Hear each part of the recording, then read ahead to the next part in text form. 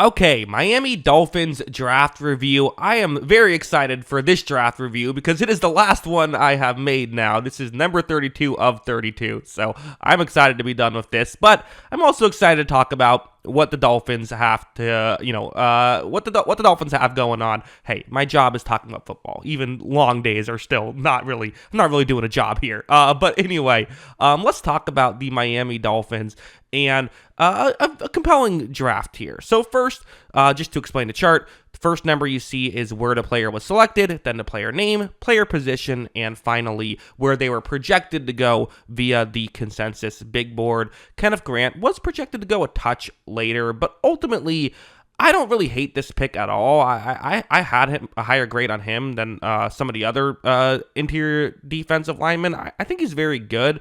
Could be a really good run-stuffing interior defensive lineman, but also a guy who you can keep out there for enough snaps, and he can hold his own in pass protection. That's not why he'll be out there, but like some guys you just like have to throw out there only for run defense. Grant can play both, and that will add more value because he is such a good run defender. So for Miami, I do think part of what they wanted to do was get a little tougher. He's someone who can help them get a little tougher. They also wanted to improve the offensive line, and so they drafted Jonah S. We'll just call him. Some of these names are tough. Doing what I can here, but ultimately, so yeah, he is a player who a really good athlete, can move really well, does not quite have the production you would love for a 37th overall selection. That's why he was projected to go 55th, which is a little bit better. Feels like a slight reach here from where I would feel comfortable taking him. But ultimately, there's kind of a bit of a, the issue is offensive linemen get taken before they, sometimes they quote unquote should, right? And at that point, if you say, well, we need to improve the offensive line, if you want to draft for need, sometimes that means you just have to reach on a guy to make things work. And ultimately, you know what? You look at their offensive line currently as it's set up, they could use another guy. So getting him in, maybe it's not maximizing the pick totally, but it's a position they need, so I do understand it. They then draft Jordan Phillips, an interior defensive lineman who's kind of like when I was talking about how Kenneth Grant, he's not one of those guys who can only be out there on run defense snaps. Phillips kind of is one of those guys. That's kind of where he's at, which, hey, at pick 13, that'd be a bad pick. At pick 143, that's a pretty good pick. Getting a guy who can, again, help you out, help you get more physical in the run defense game, trying to improve in that aspect, and maybe you'll be able to develop something pass rush wise. I do think you'll have to develop a little bit more technique just for the run defense as well, as it stands right now, but ultimately, you're getting another guy who hopefully can just help out the defensive front, and that's kind of what you want. So, yeah, I like that.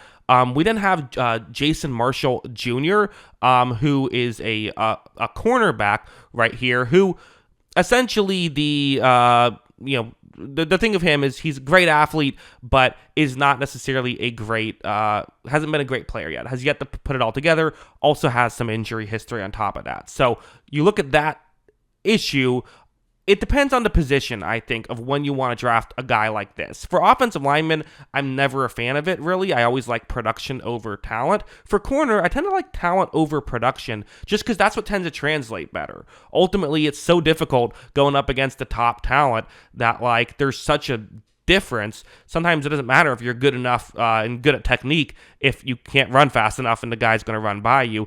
Marshall at least has the physical traits to be able to cover these guys. You do need some coaching up here. So bit of a boom or bust pick here, but at pick 150, never the worst thing in the world to take a big swing. At 155, they get Dante Trader, who's a guy who I don't really know what to make of, which is why he was projected to go nearly 100 picks later.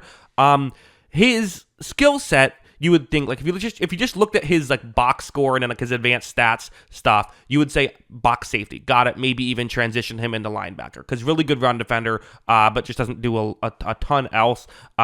Great, and isn't a great athlete.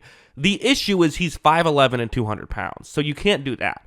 So what do you make of him? He was good, or at least solid in college. So again, especially at a specific role, you probably wouldn't want to have him do what he did in college. You would just have him isolate that role, which you've seen guys have success when you do that, especially late picks. But with the height and weight thing, it's a bit of a curious pick here. I'm not sure exactly what the vision is for Miami. So then at pick 179, they decided to go with Ollie Gordon II, a running back out of Oklahoma State. Listen,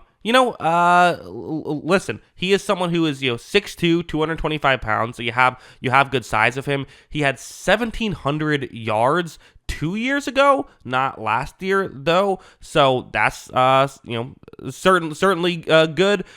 The tape last year just wasn't spectacular, and that's kind of what hurt him a bit. So you never love a guy who goes up and then goes back down. But again, if you can kind of recapture what worked 2 years ago for pick 179, that's a pretty good flyer here. So I don't hate this at all. I kind of like this pick.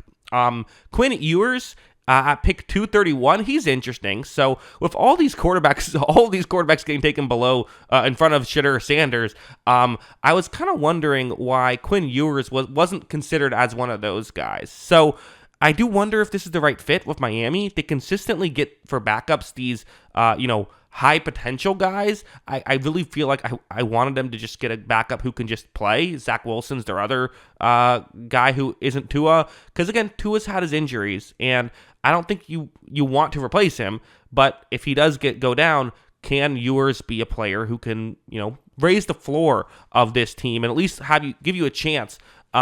Maybe. I mean, listen, the arm talent's through the roof. I shouldn't say through the roof, but it's very good arm talent. He moves really well. He can move on to run. All that stuff is very good. Definitely has some footwork issues. I believe my podcast co-host Kyle compared him to Drew Lock in that respect, which I agree. He has some of those throws where he just will miss the broadside of a barn, and definitely will make some just brain dead decisions at times. So because of that, project quarterback, still young though, only 21 years old, and big enough at 6'2", 210 that I do like him as a prospect, as a quarterback prospect. Should Miami be the team taking him? Well, they want to see if they can develop one of these athletes at the quarterback position in case they need him at a certain point. Who knows? I mean, when the Eagles drafted Jalen Hurts, they weren't expecting Hurts to ultimately be the starter and lead them to a Super Bowl. It just worked out that way, right? You never know where you'll end up being in 5 years. So, might as well just take a flyer on a really good athlete. I don't hate that at all. They then went with Zeke Biggers here, interior defensive lineman who projected to go a little bit later, but at this point, who cares, right? Seems like his best asset is he's 6'6", 220 pounds. That seems to be the main thing that you like about him. Not a ton of production or anything like that, but hey, you could use a guy of that size. There's just value there. So getting some toughness here for Miami. So ultimately, a draft where they clearly went in trying to accomplish a specific thing, and I think they did a pretty good job at accomplishing it. Maybe just one pick I'm a little bit confused about, but ultimately, I like the rest of them and think they even found some good things on the edges. So as a whole, I would say this is a draft that I mostly liked. Also, maybe not every pick I was crazy about, but most of them I either liked. I don't know if there's one I would say I loved, but a lot of solid picks, and then a couple of not what I would have done, but I get the idea picks, which is where I'll leave that. But yeah, that is my thought on the Miami Dolphins. I'm finally done with these draft recaps, so I feel happy. But thank you for watching this. I do appreciate it. Let me know your thoughts on the Dolphins draft in the comments below. Always love hearing from y'all. And of course, as always, thanks for watching.